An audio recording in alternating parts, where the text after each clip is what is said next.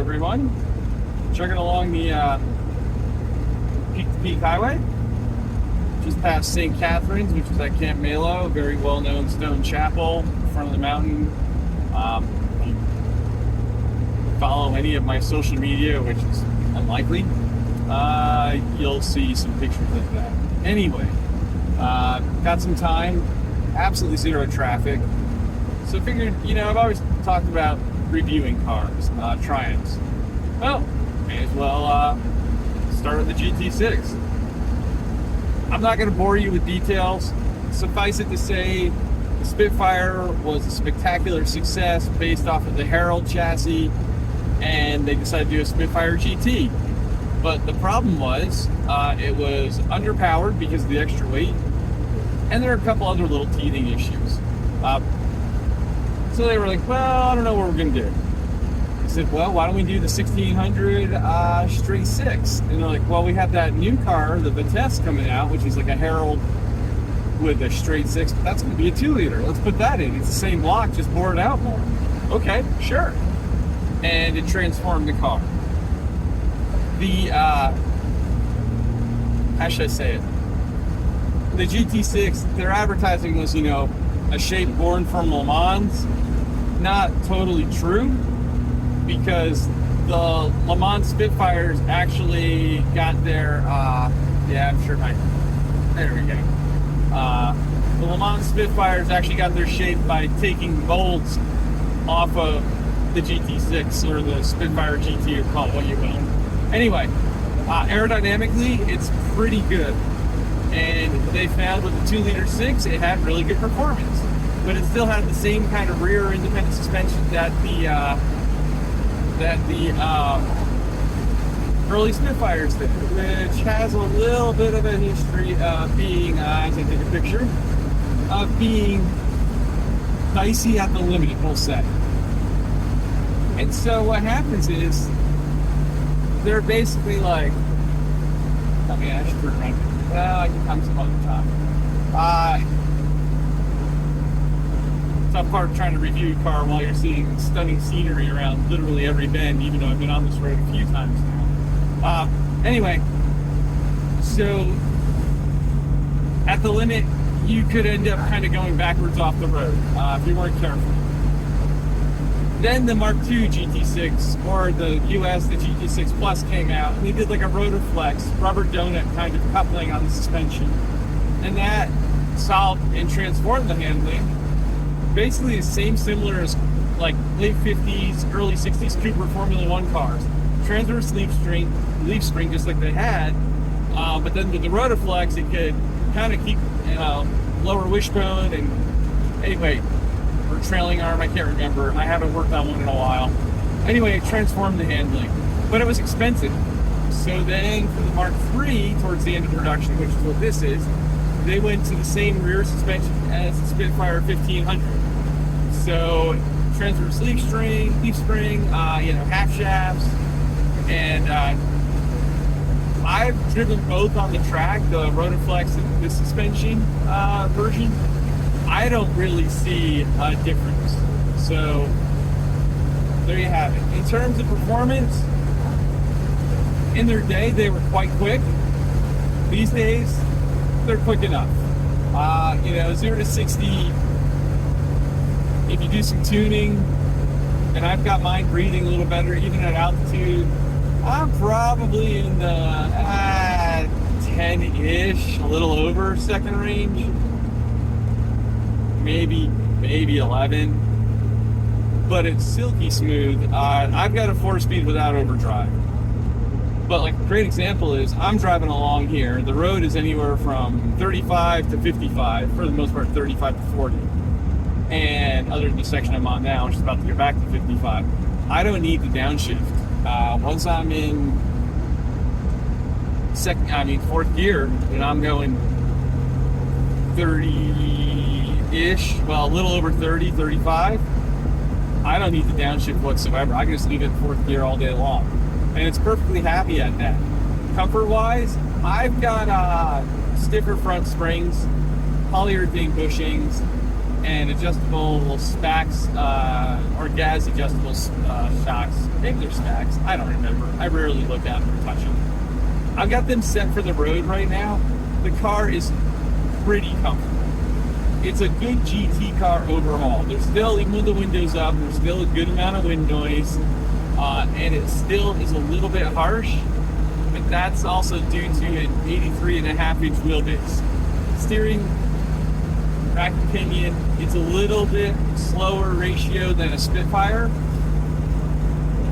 I put a solid steering coupler in because the originals have like rubber in them, and the rubber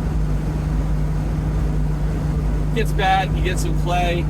Solid steering one, a little bit more vibration through the wheel, but it transforms the steering and it becomes very, very direct.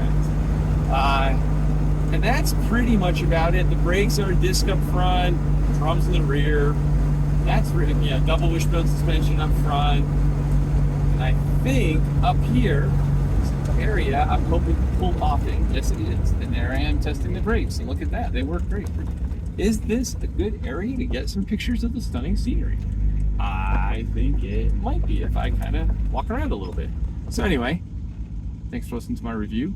Mileage on this car is high 20s on the interstate, and you know, close to 30 on the 2-lane roads like this with lower speed limits. Heater is spectacular, and I have done a lot to mitigate heat transfer through the car, from the firewall to the transmission tunnel. So with that being said, thank you very much. I'll expand upon this. All right, well, since we have an opportunity to kind of do a little bit of performance, so I have to pull out onto the highway, which, by the way, has minimal traffic today. And I mean minimal. It's pretty awesome. There we go. It's pretty steep. Let's get its bite. See what we got.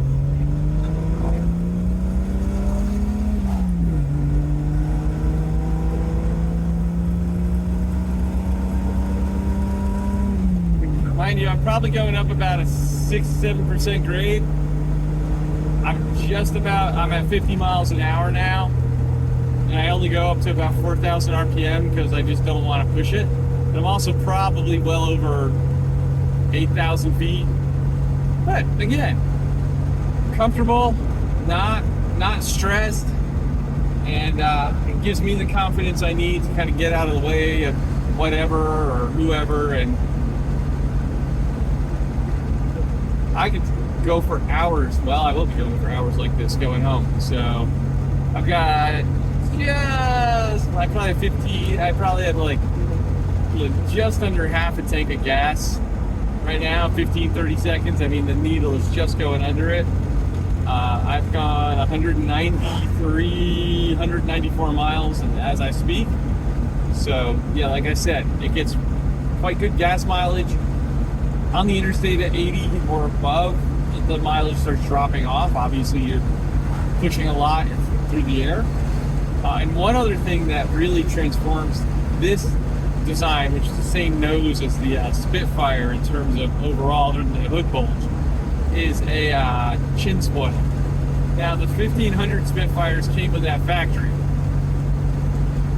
If I recall correctly, and I've never been able to verify this, supposedly it was a dealer option after it was released on the Spitfire, and a lot of GT6 owners in the mid-late 70s went ahead and added it.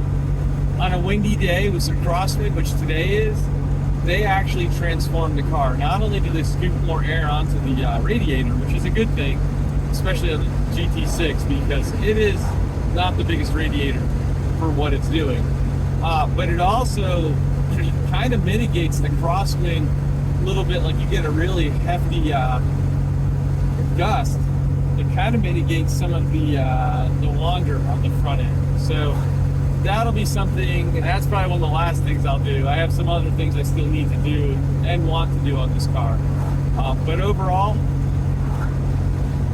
I really love these cars. They drive well. The seats are, adjustable headrest, which I can just kind of lay back right now. The rake is good. The legroom is good. I've got a 34-inch inseam, and the way I've got the seat adjusted, I can put my left foot to the left of the clutch pedal all the way extended, and it's super. It's absolutely comfortable. And then if I want to, as I get onto another part of the peak to peak, and then if I want to, moose next 20 miles. Maybe we'll see one. Saw a younger one. But I can also kind of put my knee up on the cross brace here and rest my elbow. You can't see it, it's right out of camera. But my knee actually gets a little bit above the window. But it's a great way to just kind of casually chug along and rest your leg and stretch out a little bit. And overall, like I said, it's a it's a capable car. Is it something that's a cross-country GT? In a pinch, yes. As a first choice, if I only had classic cars and I had others, I'd probably take something else. Something else I had a hard time. Say like a Stag, if I own that, which I do really want one. Something of that nature. Anyway, I am getting mesmerized by the scenery here. And the biggest thing about it is we had a big storm just under a week ago, and it dumped a lot of snow, so the peaks are absolutely sparkling white, shiny white caps.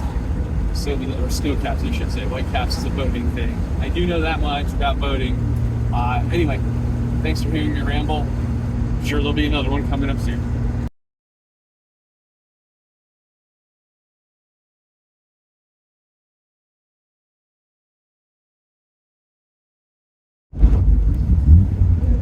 Hey everyone, I am going down Golden Gate Canyon into Goldie. Very twisty, 35-mile-an-hour speed limit for the most part. A couple of spots might have 40. And the turns are so tight. It's just a really good way to get the feel for the car without going too fast, without risking your life. Well, you're risking your life every time you get in a car. Let's just not try to sugarcoat that. And even at 20 or 30 miles an hour, you can have a horrific accident. But basically, the handling is pretty benign. It sticks real well. If you're powering through a turn, like using the throttle to kind of rotate the car by getting the back wheels to kind of push a little more, if you lift off, you have to be very smooth in this car. Now, I also have the shocks set up to be a bit softer, so there's a little bit more body roll right now than, like, say, at an autocross. But in a lot of ways, this is more predictable. And if you stiffen the back too much, you just start getting crazy oversteer where the rear slides out on you. This seems to be a good balance. I may even go a little bit softer. But overall, I'm just chugging along, 2,000 RPM in fourth gear, which is 40 miles an hour, and dropping down the third. Up at the top of the canyon, there's a couple of 15-mile-an-hour turns, and that kind of require, fourth to second or something. But, the brakes are good. I need to get the brakes to be better in this car. And there's a reason for that. This originally was a power-boosted car. You had vacuum assist brakes. But this car is a Mark I engine. There's no way to hook up a brake servo to a Mark I engine. Well, there's always a way, but I don't want to spend thousands of dollars in trial and error with brakes. And Porsche 968 going the other way, doing about second me. So give me a thumbs up, but I'm like, dude, you're going too fast. There's too much people, too many motorcyclists, families, and even cyclists on this road. It is kind of narrow. But anyway, as I was saying, so I need to put new brake lines on it. The rubber ones, they flex a little bit. The stainless steel braided don't flex as much. And there's a couple of other things too that I want to do. And I need to get the back, I need to get my spare set of rear drums turned. So that way, here's the second gear turn. So that way we can, you have to be smooth. You can get that inside corner in the back to be light. And as I know from autocrossing a Spitfire with the same rear suspension, that can lead to some really fun slides or spins, but you don't want to do that on a public road. Autocross course, you have runoff. You don't have runoff on this kid. So anyway, but yeah, so I mean, it drives well, it's predictable, it goes where you point it. You know, I'm used to these cars. In Spitfires and GT6s, I probably have, oh geez, 280,000 miles of seat time. Heck, almost 190 of that is just since 2010. So yeah, I have a whole lot of more seat time than most folks do. There's a cyclist coming the other way. Alley, alley, alley. But yeah, it's work. This car has a different weight bias than, say, a Spitfire, which is the ultimate chuckable go-kart. And this one with the hardtop being a fastback, the weight center of gravity is different. The polar rotation is different. And with a 6-cylinder versus a 4-cylinder, it is definitely a bit heavier in the front. So you have to adjust your driving style. And that's true with any car. You go from an NA to an MB to an NC to an ND Miata. Similar, but you still have to make some tweaks to your driving approach and style when you're doing some pretty hard driving. However, and I am going, you know, only 40 miles an hour tops. And I am also mindful that you need to have a margin of error in case a cyclist somehow pops out or crashes in front of you. You know, this is just not the place to be canyon carving or the time. I mean, it's Mother's Day. It's a gorgeous, gorgeous day. Oh my God, is it pretty. But at the same time, it's a you know, it's a busy day. And you don't want to ruin anyone's Mother's Day by getting in an accident and having your mom worried, or any day. So, with that being said, I am basically at the base of the canyon, and there is Goldie. And I will be stopping for some gas. I'm at 3/8, and I've got 249.7 miles as of this moment. So I'm pretty happy with the economy on this outing. And I am back down to the lower elevations. And thanks again for my rambling. For listening, I should say, for my rambling. Thank me for my rambling. And I'll try to do some more stuff in the near future. I have a bunch of videos I need to edit, so I'm not sure what's going to come up first. But as always, much appreciated. If you do like my videos, feel free to hit the little like button and subscribe. And we'll see what we can come up with for the future. Anyway, cheers.